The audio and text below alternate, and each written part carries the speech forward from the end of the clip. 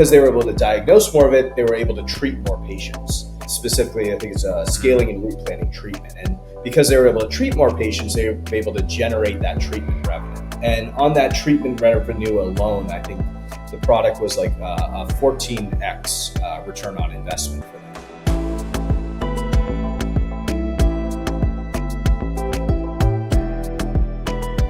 Rushi, Pari, thanks for joining the podcast today. It's a pleasure to have both of you. I'm excited to learn about both of you and the work you guys are doing at Bola AI. To get things started, Rushi, I know you founded Bola AI back in 2017 now. It's been Yes. several years. You had this mission, I was looking on your website, of freeing providers from tedious documentation so they could focus on patient care. Can you share with us like the origin story of Bola AI and what led you to focus specifically on dental practices? Sure thing, Bert. It's actually pretty interesting. I have no dental background. So my background is in natural language processing and AI. My real passion is allowing computers to understand human language and process it, understand it, produce results out of it as well.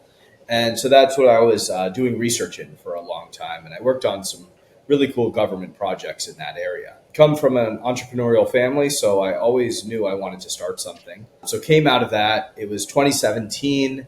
If you remember all the way back to 2017, it was when Alexa and Google Home were really taking off. And it was like the peak of the voice AI hype cycle where everything was going to be voice enabled. I think you could order Ubers over voice, which was just like a terrible user experience. They also ordered Domino's over voice, which also wasn't great. And so kind of jumped in, saw that was the hot tech, and really wanted to look at on the B2B side for businesses, where could we create value? So we looked kind of high and low. We looked everywhere. We looked at like some things like airplane manufacturing. We looked at car parts ordering. Back at that time, I was in Boston. And so Boston being Boston, healthcare came up very quickly. And there were definitely some established players in healthcare and voice, specifically for like primary care. That was the primary use case. And so we looked kind of on the fringes of healthcare into different specialties, and then even took one step forward and went into the dental space. And we visited a few dental offices, just sat there for like a week, 2 weeks, really just saw what they were doing, tried to understand what they're doing behind the scenes, because if you actually sit there and you're not a patient, it is vast. They are doing a lot. When you go in as a patient, you just see kind of people moving around you. You're probably laid back. You're probably listening to the ambient music, and you're probably worried about what they're going to find. That's probably what's on your mind. But when you go and you actually watch them, there's a lot going on behind the scenes. And so we built some prototypes, and quickly after that, we just kind of jumped into the space, started selling. One of the biggest players in the market then quickly came to us to partner with, and we've been partners with them ever since. And so that's just been a great relationship. And so I like to say we got pulled into dental. We never made a choice to go in, but that's always great when the market pulls you in that direction. Yeah, no pun intended, right? We're getting pulled in. Exactly. Yeah, curious to hear about that partnership. Do you mind saying a few words on what that partnership was? So it was our first partner, Henry Schein One, the largest practice management solution, basically EHR in the dental space with the biggest market share. And so they've been a great relationship for us, kind of getting out into offices, working with the biggest has just been fabulous. Very neat, very neat. Yeah, I'm sure that provided a huge leg up in getting connected to different practices and understanding their existing tech stack, right? Exactly.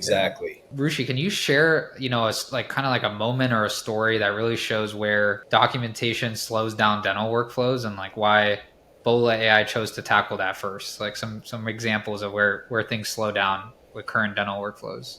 Yeah, definitely. And so we did a case study a few years ago with the largest dental service organization, one of the largest in the United States. And for those of you who don't know, dental service organization is like almost like a dental franchise. I think that's an oversimplification, but it's a group of dental practices that group together for efficiency and all the good things that come with scale. And so we did a case study with them, and we did it over like 6 months, I believe, 30 plus practices. And what we found was just like very, very interesting. And we had heard from our offices some of these findings. And so we decided, okay, with the big group, let's really, really dig in and see the value here. But one of the interesting things about documentation is you don't think about it often, which is good. It's a tedious task, but it does create a lot of inefficiencies and kind of like butterfly effects, a lot of other things in your practice. So our first product on the market was voice perio charting, and that's tooth by tooth in your mouth, marking something like 200 to 400 variables in 10 minutes. Gum health, bleeding, all these other crazy dental variables that we have to know. And so what we found is that by voice enabling that, we are saving them, of course, time. And that's previously was 10 to 15 minutes out of an hour exam. That's 25% of your exam is spent in that. So by voice enabling that, we were able to cut down that time significantly, almost in half. And also, we found that a lot of times previously they were calling in an assistant or the front desk. They were pulling someone away from a different workflow to scribe for them and type it into the practice management system. So not only have we now made one person efficient, we've made two people efficient and unblocked two workflows. As it kind of gets more interesting is, so the time savings efficiency is kind of the surface level value that we provide. But what we found is actually that the dental hygienists were doing more comprehensive exams and better perio exams because of the speed and efficiency that the product created.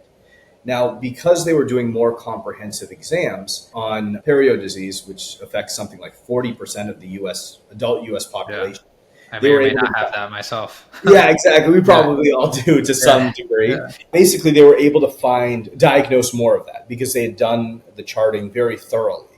Now, because they were able to diagnose more of it, they were able to treat more patients. Specifically, I think it's scaling and root planning treatment. And because they were able to treat more patients, they were able to generate that treatment revenue. And on that treatment revenue alone, I think the product was like a 14x return on investment for them. The moral of that long story is it's not just documentation on the surface, but the inefficiencies caused by documentation are causing you to lose real kind of top line revenue. They're affecting multiple people in the dental office simultaneously. And so the documentation is kind of that pinpoint that if we can attack and make efficient, it's opening up all these avenues for you. Yeah, documentation probably it impacts like all types of workflows and practices. It sounds like not just for that single hygienist, but others, that they previously may have been pulling in, to chime in on. Yeah, very interesting. And Rushi, I know you brought your head of product today, Pari. Yes. Pari, do you want to introduce yourself and tell us a little bit about how kind of your voice AI suite and currently your Bola AI capabilities? How do they work day to day inside of a dental practice? Do you mind sharing a little bit about that? Yeah, for sure. So, like my CEO, Rushi, I do not have any dental background apart from the experience of probably having a complicated dental history myself. I have a software background, and when I came to Bola, we had around 5 customers back in 2020. And now, of course, we have approximately 3,000-ish offices.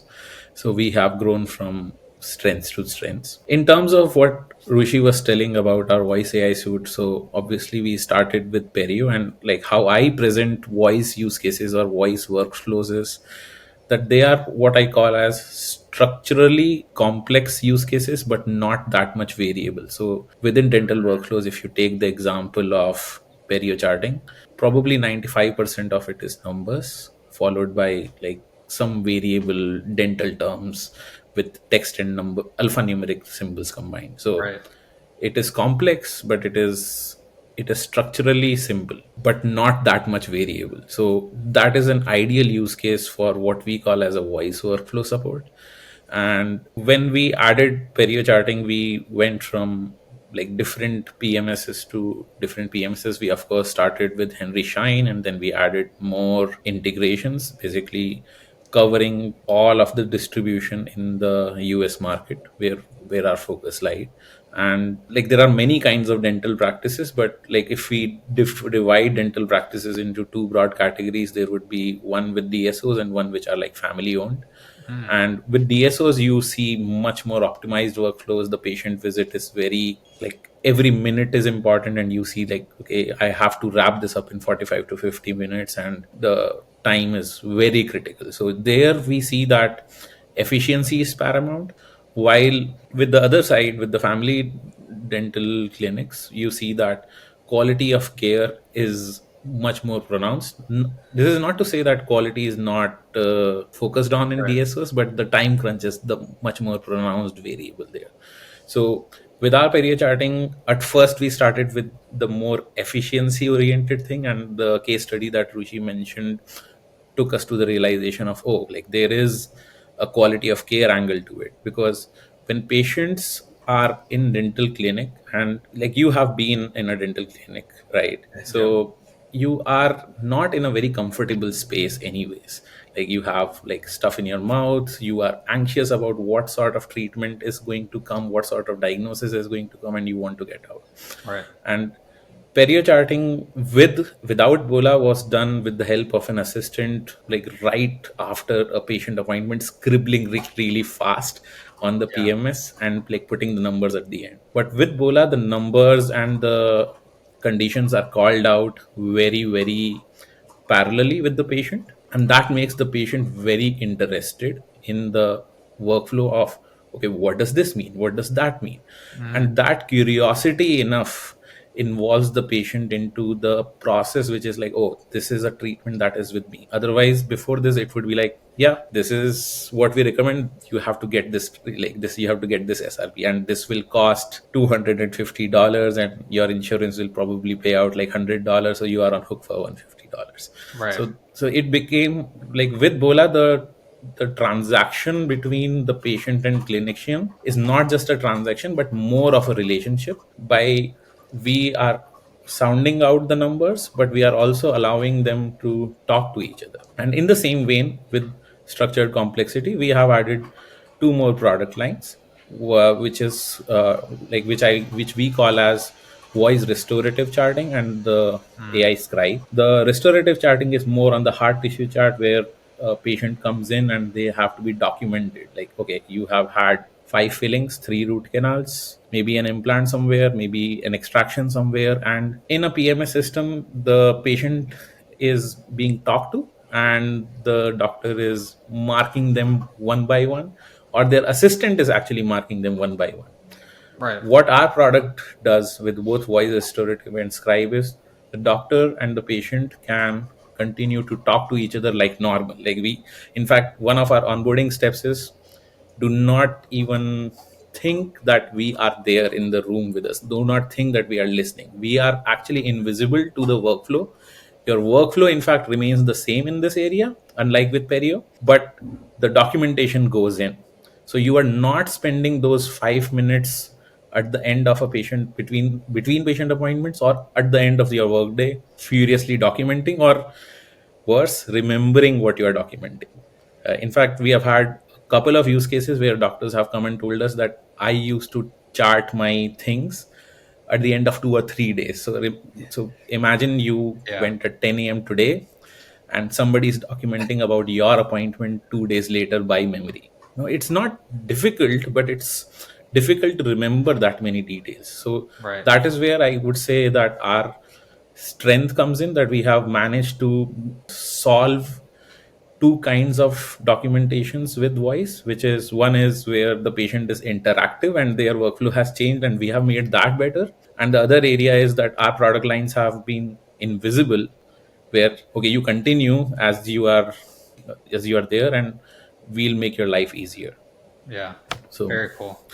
I like that. Yeah, yeah, that's spot on. It's the timing of our conversation is very interesting because had my recent, bout with my dentist for like periodontal disease, and exactly what you're describing about the assistant being there. That's how they were doing the charting. Like Mhm. my dentist had to read out different things to the assistant right there. And it's fascinating too that your guys' voice AI suite can kind of cater to the type of charting, because it does sound like perio is different than restorative, and then different than Exactly. note taking, like with your usual scribe. So that's really fascinating. And for just out of curiosity, for like the non as technical folks in the audience, or those not familiar with how this ambient listening happens, like how does it capture this voice input? Is it like a sensor in the room? Is it straight from their PM system or the EHR? Like how does it capture that voice?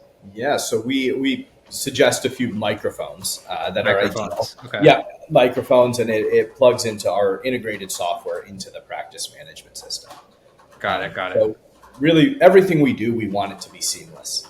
Yeah. If you imagine a dental office, most offices that we sell to, they've probably been doing what they're doing for 10, 15 years. Yeah. So they're not going to listen when we're like, hey, can you change your workflow? It will be better, right? We're not capable of telling you that. So by really just kind of seamlessly fitting into their workflow, we can drive adoption and drive usage and drive simplicity for them as well. That's really neat. Like the message is like, we don't change your workflow, like Yes, we bolt into it, and make it faster and better. Yeah.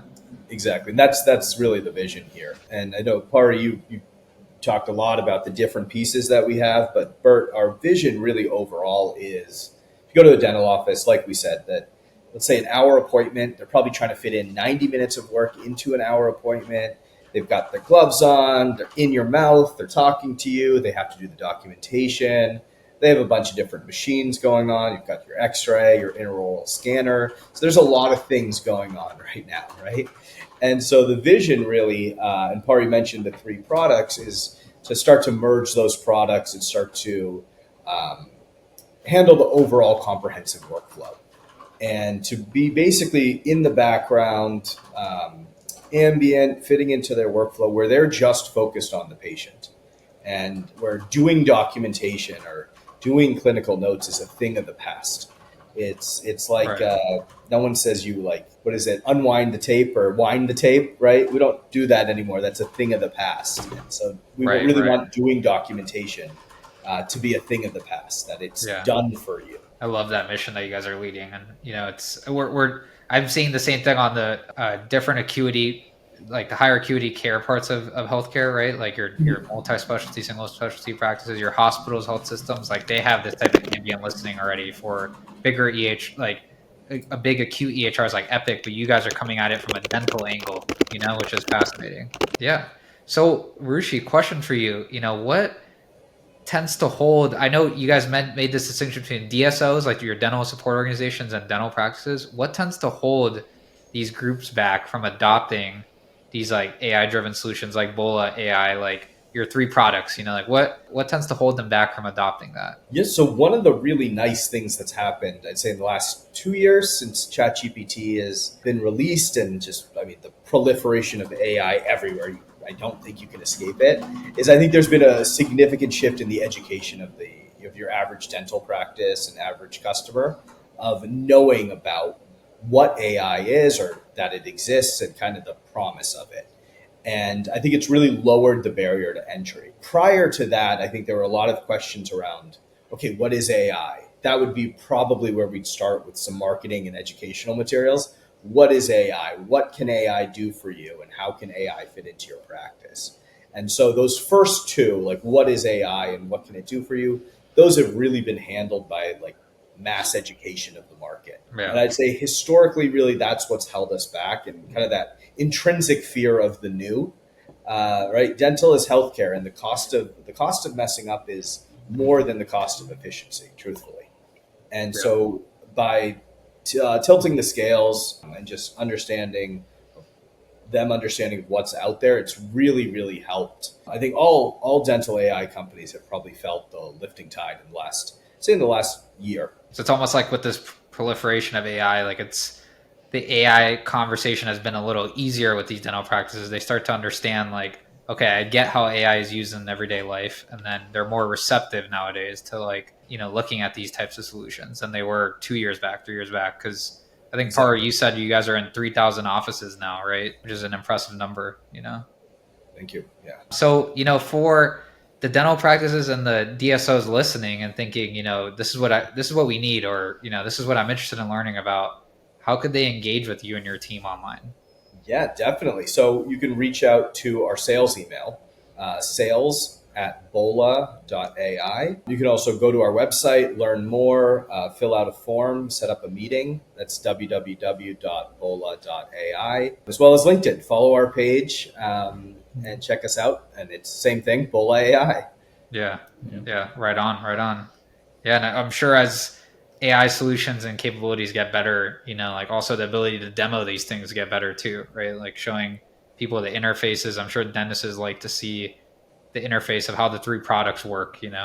Yes, yeah, we'd love to demo them. We'd love to almost treat the demo like a conversation of what are you doing today? Hey, this is what we do. How would this look together? And Yeah. it's always a really fruitful conversation. Yeah. And you sound like you're someone that's actually sat in these. I know you both of you don't have the dental background, but you've sat in these dental practices and seen, you've done observation, right? Like firsthand. Like Yeah. you can speak to Correct. the problems and the types of charting that they do, the different types of workflows they have. So I think that's pretty fascinating. And it's definitely one of the powerful things about the company that we really pride ourselves on is understanding the workflows, trying to understand our customers. It's fun for us too. I think Pari and I are both curious people, so learning about Yeah. something we never thought we'd learn about is always fun, and it's extremely Yeah. intriguing, and we get to learn a lot that way.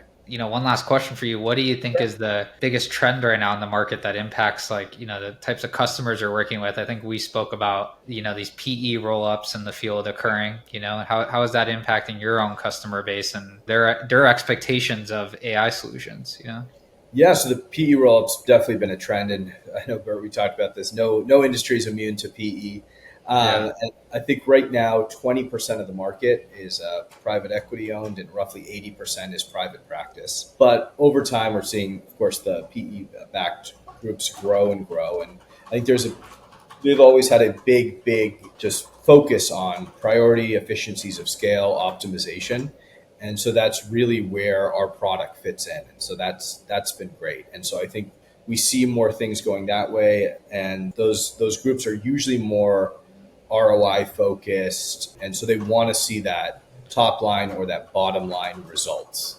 Yeah. And so by tying our product and doing those type of things like case studies around treatment and what that looks like, that's been tremendously successful. Yeah. I'm going to have to go read up on your case study that you said about 14x ROI generating Ex- treatment revenue. That's got to be on exactly. your website somewhere for the It listeners. is. It is. It is. All right, right on. Well, hey, Rushi Pari, I really enjoyed having you today on the podcast. I love what you guys are doing in the market. And for any dental practices or DSOs out there that are evaluating AI or looking to implement AI, these are the guys to reach out to, so you know how to reach them. Perfect. Thank you so much, Bert, for having us. Thank you. Thank Yeah. you.